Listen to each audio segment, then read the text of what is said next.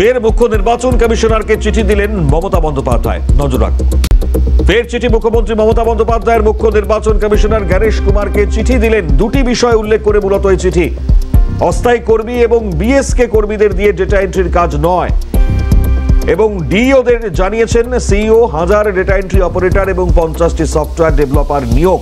1 বছরের জন্য নিয়োগের প্রস্তাব সিইওর। যেখানে প্রফেশনাল কর্মী আছে সেখানে কেন নতুন করে নিযুক্ত করা হবে প্রশ্ন তুলে তিনি ইতিমধ্যে চিঠি পাঠিয়েছেন। খালেদ জামাল টেলিফোন লাইনে রয়েছেন আমাদের প্রতিনিধি। খালেদ, চিঠিতে কি কি উল্লেখ করা রয়েছে?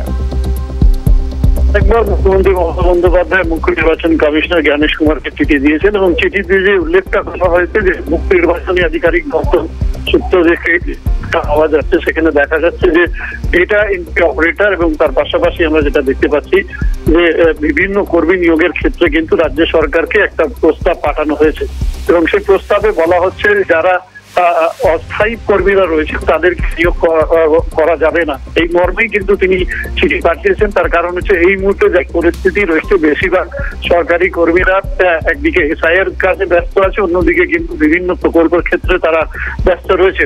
এইরকম একটা সময় যেখানে একটা প্রক্রিয়া চলছে, সেই মাঝখানে একেবারে স্থায়ী কর্মীদের নিয়োগ করার যে প্রক্রিয়া, সেই প্রক্রিয়াকে নিয়ে কিন্তু আপত্তি জানিয়েছে মুখ্যমন্ত্রী মমতা বন্দ্যোপাধ্যায় এবং সেই আপত্তি জানিয়ে কিন্তু মুখ্য নির্বাচন কমিশনার জ্ঞানেশ কুমারকে চিঠি লিখেছেন মুখ্যমন্ত্রী মমতা বন্দ্যোপাধ্যায় এবং তার পাশাপাশি এসআইআরের জেরে যেভাবে মৃত্যুর ঘটনা ঘটছে, আগেও তিনি কিন্তু একইভাবে প্রতিবাদ জানিয়েছিলেন যে কিভাবে অতিরিক্ত চাপ দেওয়া হচ্ছিল এসআইআর ফলে বিএলওদের উপরে। সেই কথাটাও কিন্তু আজকে যে চিঠি সেই চিঠিতে উল্লেখ করেছেন মুখ্যমন্ত্রী মমতা বন্দ্যোপাধ্যায়। ধন্যবাদ খালিদ। আপাতত কথা বলছেন আমাদের প্রতিনিধি খালিদ জামালের সঙ্গে।